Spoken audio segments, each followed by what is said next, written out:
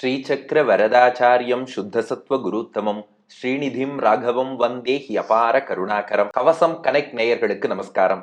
திருவரங்கத்தமுதனார் அருளிய ராமானுச நூற்றந்தாதியின் 45வது பாசுரத்தை இன்றைய தினம் நாம் காண உள்ளோம்.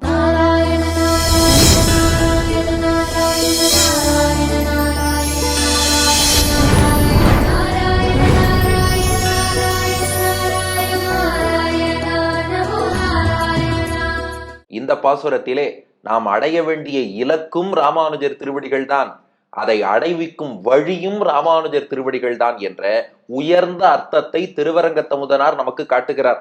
பொதுவாக வைணவ நெறியின் அடிப்படை அறிந்தவர்களுக்கு ஒண்ணு தெரியும், நாம் அடைய வேண்டியது எம்பெருமான் பெருமாளுடைய திருவடிகள், அதை அடைவிக்கும் வழியும் பெருமாளுடைய திருவடிகள் என்பார்கள். ஆனா அது கூட கீழ்ப்படிதான். மேல்படி நல்ல மெச்சூரான பக்குவமான ஞானம் வந்தவர்கள் என்ன சொல்வாளாம், நாம் அடைய வேண்டியதும் ஆச்சாரியன் திருவடி ராமானுஜருடைய திருவடிகளைத்தான் நாம் சென்றடைய வேண்டும், அதை அடைவிக்கும் வழி எதுனா அதுவும் ராமானுஜருடைய திருவடிகள் தான். இதைத்தான் ஆறும் பேரும் என்று சொல்வார்கள். ஆறு அப்படின்னா வழின்னு அர்த்தம். தமிழ்ல ஆறு என்ற சொல்லுக்கு பல அர்த்தங்கள் உண்டு. நம்பர் 6க்கும் ஆறுன்னு தான் பேரு, நதி ரிவருக்கும் ஆறுன்னு தான் பேரு, வழி பாதைக்கும் ஆறு என்று பெயர். அப்போ நாம் அடைய போகிற இலக்கை நோக்கிய பாதை ஆறாக இருப்பது எதுன்னா ராமானுஜர் திருவடி. அடைய போகிற பேரு, பேரு அப்படின்னா பெரிய ரூ போட்டுக்கணும். பேரு அப்படின்னா லட்சியம், டார்கெட், டெஸ்டினேஷன் அர்த்தம். நாம் அடைய போற பேரு எதுன்னா அதுவும் ராமானுஜர் திருவடி. அப்போ ஆறாக வழியாக இருப்பதும் ராமானுஜர் திருவடி, பேராக இலக்காக இருப்பதும் ராமானுஜர் திருவடி. இதை சொல்வதுதான் 45வது பாசுரம். அனுபவிப்போமா? பேரு ஒன்று மற்று இல்லை நின்சரண் அன்றி, அப்பேரு அளித்தற்கு ஆறு ஒன்றும் இல்லை மற்று அச்சரண் அன்றி, என்று இப்பொருளை தேரும் அவர்க்கும் எனக்கும் உனை தந்த செம்மை சொல்லால் கூறும் பரம் அன்று இராமானுசா மெய்மை கூறிடிலே. பேரொன்று மற்றில்லை நின்சரண் அன்றி, அப்பேரு அளித்தற்கு ஆறொன்றும் இல்லை மற்று அச்சரண் அன்றி, என்று இப்பொருளை தேரும் அவர்க்கும் எனக்கும் உனை தந்த செம்மை சொல்லால் கூறும் பரமன்று இராமானுசா மெய்மை கூறிடிலே என்பது பாசுரம். இப்ப திருவரங்கத்தமுதனார் விளக்குகிறார். பேரொன்று மற்றில்லை நின் சரணன்றி. பேரு நாம் அடைய வேண்டிய இலக்குங்கிறது என்னன்னா பேரு ஒன்று மற்றில்லை. ஒன்று மற்றில்லைனா இந்த ஒன்னை தவிர வேறு எதுவும் இல்லை. மற்றுனா வேறானதுன்னு அர்த்தம். பேரொன்று மற்றில்லைனா இதை தவிர வேறு எந்த இலக்கும் இல்லை. அப்படி என்ன இலக்குன்னா நின் சரண் அன்றி. நின் ராமானுசரே உங்களுடைய சரண்னா சரணம் திருவடின்னு அர்த்தம். நின் சரண் அன்றினா உங்கள் திருவடிகளை தவிர, நின் சரண் அன்றி உங்கள் திருவடிகளை தவிர பேரொன்று மற்றில்லை. நாங்க அடைய வேண்டிய லட்சியம்னு எதுவுமே கிடையாது. இல்லையே, பெருமாள் திருவடியைத்தான உயர்ந்த லட்சியம் என்பார்கள். திடீர்னு ராமானுஜர் திருவடித்தான் உயர்ந்த லட்சியம் என்று சொல்லலாமான்னா சத்தியமாக சொல்லலாம். ஏன்னா பெருமாள் பரமாத்மா இறைவன் என்ற பதவியை விட ஆச்சாரியன் குரு என்பது உயர்ந்த பதவி. அப்போ ராமானுஜர் மேல் பதவியில இருப்பதாலே பெருமாள் திருவடியை அடைவதை விட அவரை விட மேல் பதவியில் இருக்கும் ராமானுஜர் திருவடிகளை அடைவதுதான் வசதி. இதை சுவாமி பிள்ளலோகாச்சாரியார் ரொம்ப ரசமாக விளக்குகிறார். ஈஸ்வரன் இறைவன் பகவான் பரமாத்மா பரபிரம்மம் அந்த பதவி பெருசா, ஆச்சாரியன் குருநாதர் அந்த பதவி பெருசான்னா பிள்ளலோகாச்சாரியார் உதாரணம் சொல்றார். எங்கேயாவது ஆச்சாரியன் பெருமாள் ஆகணும்னு ஆசைப்பட்டிருக்காரா? பெருமாள் தான் எப்போதுமே ஆச்சாரியன் ஆகணும்னு ஆசைப்படுறார். இதை நாம வரலாறுகள் நிறைய பாக்குறோம். பெருமாளே நாராயண ரிஷின்னு அவதாரம் பண்ணி நர ரிஷிக்கு 8 எழுத்து மந்திரத்தை உபதேசம் பண்ணி அங்கே ஆச்சாரியன்னு ஸ்தானம் பெற்றார். பெருமாளே துவயம்ங்கிற மந்திரத்தை மகாலட்சுமிக்கு உபதேசம் பண்ணி சம்பிரதாயத்துல துவயத்தை உபதேசித்த ஆச்சாரியன் என்று ஒரு பேர் வாங்கிட்டார். அதுக்கப்புறம் அதே பெருமாளே கண்ணபிரானாக அவதாரம் பண்ணி பகவத்கீதையை அர்ஜுனனுக்கு உபதேசம் பண்ணி கீதாச்சாரியன் என்று பெயர் வாங்கி கொண்டார். ஞானமூர்த்தியாக ஹயக்ரீவராக அவதாரம் பண்ணி ஆதி குருவாக லோகத்துக்கே நான் தான் இருக்கேன்னு பிரதம ஆச்சாரியன் என்று பெயர் வாங்கிட்டார். அப்ப பெருமாள் தான் மீண்டும் மீண்டும் ரிப்பீட்டடா ஆச்சாரியன்கிற பதவிக்கு போகணும்னு ஆசைப்படுறார். எந்த ஆச்சாரியனாவது நாம் பெருமாள் ஆகணும்னு ஆசைப்பட்டிருக்காரா? அப்ப இதுல இருந்து என்ன புரியுதுன்னா கீழ்ப்பதவியில இருக்கிறவா தான் மேல் பதவிக்கு எப்போ ப்ரொமோஷன் கிடைக்கும் ட்ரை பண்ணிட்டே இருப்பா. மேல் பதவியில இருக்கிறவா ஏன் டீப்ரமோட் ஆகி கீழே வரப்போறா? இது ஒரு ரசமான அனுபவம். இதை வேற ஏதாவது யுக்தியை வச்சு ஆராய்ந்து வேற கமெண்ட்ஸ் எதுவும் போட்டுட வேண்டாம். இந்த ரசம் என்னங்கிற அந்த பாயிண்ட மட்டும் நாம இதுல புரிஞ்சுக்கணும். Take it with a pinch of salt. அப்போ பெருமாள் கூட ஆச்சாரியனாகணும்னு நினைக்கிறார். எந்த ஆச்சாரியனும் நான் பெருமாள் ஆகணும்னு நினைக்கலன்னா, அப்போ பெருமாள்ங்கிற பதவி கீழே, அவர் ப்ரமோட் ஆகணும்னு நினைக்கிறார். ஆச்சாரியன்கிற பதவி மேல, அவர் எப்போதும் அங்க இருக்கார். அப்போ உயர்ந்த லட்சியத்தை விரும்புவோர் என்ன பண்ணுவார்னா, மதுரகவி எப்படி நம்மாழ்வார் திருவடிகளை அடைய வேண்டும் என்று விரும்பினாரோ அது போல அவரவர் ஆச்சாரியன் திருவடியை அடையணும்னு நினைப்பதுதானே வசதி. அதனாலதானே இன்றைக்கும் வைணவ நெறியில ஒருத்தர் மோட்சம் போயிட்டார்னா பெருமாள் திருவடியை அடைந்தார்னு சொல்ல மாட்டார், ஆச்சாரியன் திருவடியை அடைந்தார் என்றுதான் சொல்வார்கள். அப்ப நமக்கு லட்சியம் அதுதான். அப்போ பேரொன்று மற்றில்லை நின் சரண் அன்றி, நின் சரண் உங்கள் திருவடிகளை அன்றி தவிர்த்து பார்த்தால் பேரொன்று மற்றில்லை, வேறு எந்த இலக்கும் இல்லை. இந்த மற்றுங்கிறதுல பெருமாள் திருவடியையும் சேர்த்துக்கோங்க. உலகியல் செல்வம், ஸ்வர்க்கம், ஆத்மானுபவம், அத்தோடு பெருமாள் திருவடியும் போட்டுக்கோங்க. இது எதுவுமே எங்களுக்கு பேராகாது. ராமானுஜர் திருவடிகளை அடைவதுதான் பேரு. சரி, அப்ப இலக்கு தெரிஞ்சுடுத்து. அந்த இலக்கை அடைவிக்கக்கூடிய வழி என்ன? இப்போ நீங்க சென்னையிலேருந்து மதுரைக்கு போகணும்னா இலக்கு மதுரை என்பது தெரிந்து விட்டது. அதற்கு பேருந்தில் செல்வதா, அல்லது ஒரு கார் போன்ற ஊர்தியில் செல்வதா, அல்லது விமானத்தில் செல்வதா, அல்லது புகை வண்டியில் செல்வதா, எதிலே செல்வது என்ற கேள்வி வரும் அல்லவா? அப்போ நாம ராமானுஜர் திருவடியை நோக்கி போகணும். அதற்கு ஆறாக வழியாக இருப்பது எதுன்னா, அப்பேரு அளித்தற்கு, அப்பேரு அந்த பாக்கியமாகிய ராமானுஜர் திருவடியை அளிப்பதற்கு, நமக்கு தருவதற்கு, நாம் அடைவதற்கு ஆறு ஒன்றும் இல்லை. ஆறுனா வழி, ஒன்றும் இல்லைன்னா வேற எதுவுமே இல்லை. அப்ப எதுதான் வழின்னா மற்ற அச்சரண் அன்றி. அச்சரண்னா அதே திருவடி, சரண்னா திருவடி, அச்சரண்னா அதே திருவடி. அந்த ஆ என்ற வார்த்தை முன்னாடி ரொம்ப ரொம்ப முக்கியம். அச்சரண் அந்த திருவடியாலதான் கொடுக்க முடியும். அப்படின்னா என்ன அர்த்தம்? ராமானுஜர் திருவடிய பெருமாள் திருவடியால கூட கொடுக்க முடியாது. மற்ற அச்சரண் அன்றி, ராமானுஜருடைய அந்த திருவடிகளை அன்றி விட்டுட்டா ராமானுஜர் திருவடிகளை அடைவதற்கு வேறு வழியே கிடையாது. அப்ப அப்பேறு அளித்தற்கு, அந்த உயர்ந்த லட்சியமாகிய ராமானுஜர் திருவடிகளை அடைவதற்கு ஆறொன்றும் இல்லை, வேறு வழியே கிடையாது. மற்ற அச்சரண் அன்றி, அதே திருவடி. எந்த திருவடியை நீங்கள் இலக்காக இப்போது கொண்டிருக்கிறீர்களோ அதே ராமானுஜர் திருவடி தான் ஆறு வழியாக சாதனமாகவும் இருந்து அதே திருவடியை நமக்கு பெற்றுக் கொடுக்கும். ஏன்னா ஆச்சாரியன் திருவடிகளை பற்றினால்தான் நாம மோட்சம் போக முடியும். இதை மணவாள மாமுனிகள் ரொம்ப சுவையாக சொல்கிறார். தன் குருவின் தாளினைகள் தன்னில் அன்பொன்று இல்லாதார், அன்பு தன்பால் செய்தாலும் அம்புயைகோன் இன்பமிகு விண்ணாடுதான் அழிக்க வேண்டுகிறான், ஆதலால் நன்னார் அவர்கள் திருநாடு. ஒருத்தருக்கு பெருமாள் திருவடியிலேயே பக்தி இருந்தாலும் தன் ஆச்சாரியன் திருவடியில ஒருத்தனுக்கு பக்தி இல்லைன்னா பெருமாள் அவருக்கு மோட்சம் கொடுக்க மாட்டார்.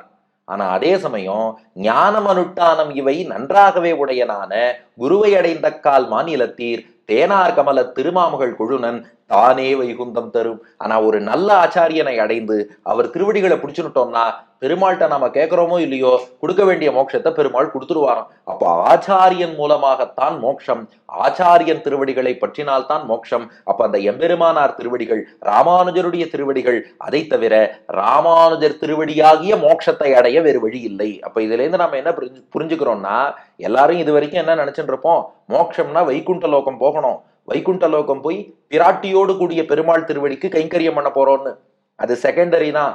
வைகுண்டம் போய் முக்கியமா என்ன பண்ண போறோம்னா, அங்க நடுநாயகமாக ராமானுஜர் எழுந்தருளி இருக்கார். ராமானுஜர் திருவடிக்கு கைங்கரியம் பண்ணத்தான் நாம வைகுண்டம் போறோம். ஏன்னா நமக்கு எவ்வளவு பெரிய பாக்கியம் கொடுத்திருக்கார் ராமானுஜர். இந்த பிறவியில் அடியன் ராமானுஜதாசன் சொல்ல வச்சுட்டாரு இல்லையா, ராமானுஜ நூற்றந்தாதிய சொல்ல வச்சுட்டாரு இல்லையா, பிறவி பெருங்கடல்ல இருந்து காப்பாத்திட்டாரு இல்லையா. அப்போ உண்மையான நன்றி விசுவாசம் உள்ளவன் லட்சியம்னு எதை நினைப்பான்னா, வைகுண்டம் போனா அங்க எம்பெருமானார முக்கியமாக சேவிக்க வேண்டும், அந்த ஸ்ரீபாஷ்யக்காரர் திருவடிகளுக்கு கைங்கரியம் பண்ண வேண்டும், அங்கும் உடையவருக்கு தாசனாக இருக்க வேண்டும். இதுதானே லட்சியம். அப்போ பேரொன்று மற்றில்லை நின் சரணன்றி. அதை எப்படி அடைவதுன்னா, அடியன் ராமானுஜதாசன் அவர் திருவடியிலே விழுங்கோ, அப்பேரளித்தற்கு ஆறொன்றும் இல்லை மற்ற அச்சரணன்றி. அந்த திருவடியை தவிர அதை அடைவிக்க வேறு வழியும் கிடையாது. இத புரிஞ்சின்ற மகான்களும் இருக்கலாம். இப்ப திருவரங்கத்தமுதனார் தன்னை தாழ்த்தி சொல்லிக்கிறார், என்று இப்பொருளை, இந்த ரகசியமான பொருளை அடிப்படை வைணவம் அறிந்தவர்கள் பெருமாள் திருவடி இலக்கு, பெருமாள் திருவடியே வழி என்பார்கள். ஆனா என்று இப்பொருளைனா இது இன்னும் கொஞ்சம் ஆழமான அர்த்தம். ராமானுஜர் திருவடி தான் இலக்கு, அதை அடைவிக்கும் வழியும் ராமானுஜர் திருவடி தான் என்று இப்பொருளை தேரும் அவர்க்கும், தேரும்னா உறுதியாக நம்பக்கூடியன்னு அர்த்தம். தேரும் அவர்க்கும்னா இதை உறுதியாக நம்பி, வடுக நம்பின்னு ராமானுஜருக்கு ஒரு சிஷ்யர் இருந்தார். இது போல நம்பி இருந்தவர் அவர். அப்கோர்ஸ் நம்பினா பரிபூர்ணமானவர்னு அர்த்தம். ஒரு வார்த்தை ஜாலத்துக்காக அடியேன் சொல்றேன். இதை நம்பி இருந்தவர் யாருன்னா வடுக நம்பி என்ற சிஷ்யர். அவரை பொறுத்தவரை அவர் பெருமாளையே சேவிக்க மாட்டார். ராமானுஜர் தான் எல்லாம், ராமானுஜர் தான் எல்லாம்னு எம்பெருமானாரையே செவித்துக் கொண்டிருந்தார். அப்படி தேரும் அவர்க்கும், இதை நன்றாக உறுதியாக அறிந்து கொண்டிருந்தவர்க்கும் எனக்கும். இங்க திருவரங்க தமுதனார் தனக்கு அடைமொழியே போடல, வெறுமனை எனக்கும்னார். அப்படின்னா என்ன அர்த்தம்? இந்த ஞானம் இல்லாதவனான எனக்கும்னு அர்த்தம். ஒரு அப்பா சொன்னாராம், சார் எனக்கு 2 பசங்க, 2வது பையன் படிப்புல அவ்வளவு சுட்டி தெரியுமோ, படிப்புல பூந்து விளையாடுவான், நல்ல மார்க் வாங்குவான்னார். அப்படின்னா என்ன அர்த்தம்? முதல் பையனுக்கு அறிவில்லை, படிப்பு சரியா வரலன்னு அர்த்தம். அது அண்டர்ஸ்டுட், நாமே புரிஞ்சுக்கணும். அப்ப இந்த பாட்டை எவ்வளவு அழகா அமைக்கிறார் பாருங்க. என்றி பொருளை தேரும் அவர்க்கும், இதை நன்றாக தெரிந்தவர்களுக்கும் ராமானுஜர் அனுகிரகம் பண்ணார். எனக்கும் எனக்கும் சேர்த்து பண்ணிட்டார். ராமானுஜரை பார்த்து சொல்றார், தேரும் அவர்க்கும் அவளுக்கும் எனக்கும் இதை தேராத அடியனுக்கும் உனை தந்த செம்மை. ராமானுஜர் என்ன பண்ணிட்டாரா? 2 பேருக்கும் உனை, ராமானுஜரை பார்த்து சொல்றார், உன்னையே தந்த செம்மை தந்து விட்டீர்கள். அந்த கற்பக மரம்னு ஒண்ணு சொல்லுவோம், தேவலோகத்துல இருக்குன்னு. அதுகிட்ட போய் மத்ததெல்லாம் கேட்டா கொடுக்கும், உன்னையே கொடுன்னு கேட்டா கொடுக்காது. ராமானுஜர் என்ன பண்ணாரா? உன்னை தந்த, ராமானுஜரை உங்களையே தந்து விட்டீர்களே செம்மை. இந்த இடத்துல செம்மை அப்படின்னா நேர்மைன்னு அர்த்தம். எல்லோருக்கும் நல்லது செய்வது. இவன் எனக்கு வேண்டியவன், இவன் நானே எல்லாம் வந்துட்டானா, சரி இவனுக்கு எல்லாம் கொடுத்துருவோம், இவன் இன்னும் தேரலப்பா, ஞானம் வளரணும், அப்படி நினைக்க மாட்டாரா ராமானுஜர்? அவருடைய கருணையால எல்லாருக்கும், எல்லாருமே அவருடைய குழந்தைகள் தான். அல்டிமேட்டா அர்த்தம் புரியறதோ இல்லையோ, அடியன் ராமானுஜதாசன்னு சொல்லிட்டு வந்துடுறோம் இல்லையா? அப்போ தேரும் அவர்க்கும் தன்னை கொடுக்கிறார், தேராத எனக்கும் தன்னை கொடுக்கிறார். தேரும் அவர்க்கும் எனக்கும் உனை தந்த செம்மை. அப்படி கொடுப்பதுதான் ராமானுஜருடைய செம்மை. அதுதான் அவரது பெருமை, அதுதான் அவரது நேர்மை, அதுதான் அவரது சிறப்பு. உனை தந்த செம்மை. எதை போலன்னா பிள்ளைலோகஞ்சியர் வியாக்கியானத்தை காட்டுகிறார். ஹனுமான் இலங்கைக்கு போய் சீத்தையை சேவிச்சுட்டு ராமபிரான்ட்ட வந்து திருட்டா சீதா என்றும் கண்டனன் கற்பினுக்கு அணியை கண்களால் என்றும் சொன்ன போது ராமபிரான் பார்த்தான், இந்த ஹனுமானுக்கு என்ன கொடுக்கலாம்? சொத்து கொடுக்கலாமா? ராஜ்யம் கொடுக்கலாமா? எதுவுமே நம்ம கிட்ட இல்லையே. இருந்தாலுமே இதெல்லாம் கொடுத்தா அவனும் விரும்ப மாட்டான். இவன் செய்த உதவிக்கு அதை கொடுத்தாலும் ஈடாகாது.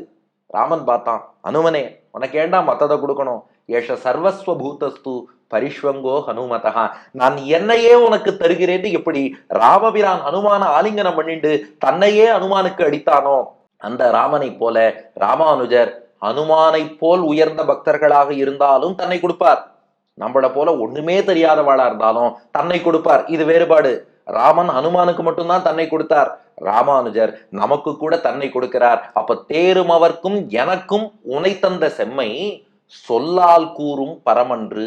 சொல்லால், வார்த்தைகளாலே, கூறும் பரமன்றுனா சொல்ல முடியாததுன்னு அர்த்தம். இந்த ராமானுஜருடைய அந்த உயர்ந்த குணம் இருக்கே, எல்லாருக்கும் தன்னையே கொடுத்து அனுகிரகம் பண்றாரே, இந்த பெருமையை சொல்லால் கூறும் பரமன்று, சொல்லால் சொல்ல தகுதியானதன்று. ஏன்னா வார்த்தைகளுக்கெல்லாம் அப்பாற்பட்டது. ராமானுசா மெய்மை கூறிடிலே, மெய்மைனா உள்ளபடின்னு அர்த்தம். மெய்மை கூறிடிலேனா உள்ளபடி சொல்லணும்னா, ராமானுஜர் பெருமையை உள்ளபடி சொல் என்று சொன்னால் அது சொல்ல முடியாதது, சொல்லுக்கு அப்பாற்பட்டதுன்னு தான் சொல்ல முடியுமே ஒழிய எந்த வார்த்தையாலும் சொல்லி முடிக்க முடியாது. ராமானுஜர் நூற்றந்தாதியிலேயே அழகுதான். ராமானுஜர் பெருமையை பாடுறேன்னு சொல்லிட்டே வருவார். ஆனா ஆங்காங்கு என்ன சொல்லிடுவார்னா, இல்லை இது சொல்லி முடிக்க முடியாது, சொல்லி முடிக்க முடியாது என்பதையும் ரெக்கார்ட் பண்ணிட்டே வருவார். அப்போ கூறும் பரமன்று ராமானுசா மெய்மை கூறிடிலே. உண்மையாக சொல்லணும்னா இதை சொல்ல முடியாது என்று வேணா சொல்லலாமே ஒழிய மற்றபடி உங்கள் பெருமைக்கு அளவில்லை என்கிறார். அதுதான் 45வது பாசுரம். பேரொன்று மற்றில்லை நின் சரண் அன்றி அப்பேறு அளித்தற்கு ஆறொன்றும் இல்லை மற்ற அச்சரண் அன்றி என்றி பொருளை தேரும் அவர்க்கும் எனக்கும் உனை தந்த செம்மை சொல்லால் கூறும் பரமன்று இராமானுசா மெய்மை கூறிடிலே என்பது பாசுரம். அப்ப நாம அடைய வேண்டிய இலக்கு ராமானுஜர் திருவடி. அதை விட உயர்ந்த இலக்கு கிடையாது. அதை அடைவிக்கும் வழி ராமானுஜர் திருவடி. அதை விட்டா வேற கதியே கிடையாது. இந்த அர்த்தத்தை அறிந்தவர்க்கும் தன்னையே கொடுத்தார், ஒண்ணுமே தெரியாத அடியனுக்கும் தன்னையே கொடுத்தார். ராமானுஜரே உங்க பெருமையை சொல்லணும்னா வார்த்தையால் சொல்லி முடிக்க முடியாது. இதற்கு அடியன் வழங்கும் ஆங்கில வடிவம்: there's no destination higher than your lotus feet.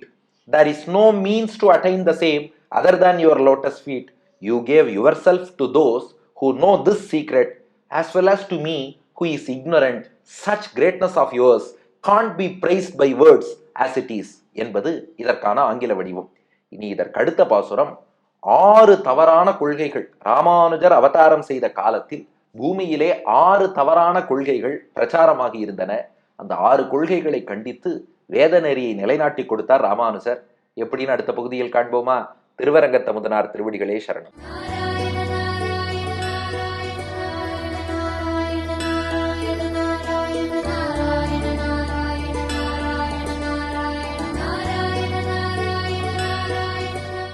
பேரொன்று மற்றில்லை நின் சரணன்றி, அப்பேரளித்தற்கு ஆரொன்றுமில்லை மற்ற அச்சரணன்றி.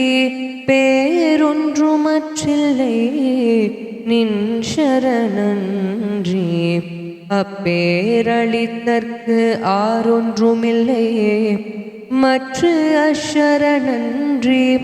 என்றே பொருளை தேருமவர்க்கும் எனக்கும் உனை தந்த செம்மை சொல்லால் கூறும் பரமன்று ராமானுச மெய்மை கூறிடிலே. என்றே பொருளை தேருமவர்க்கும் எனக்கும் உனை தந்த செம்மை சொல்லால் கூறும் பரமன்று ராமானுஜா மெய்மை கூறிடிலே.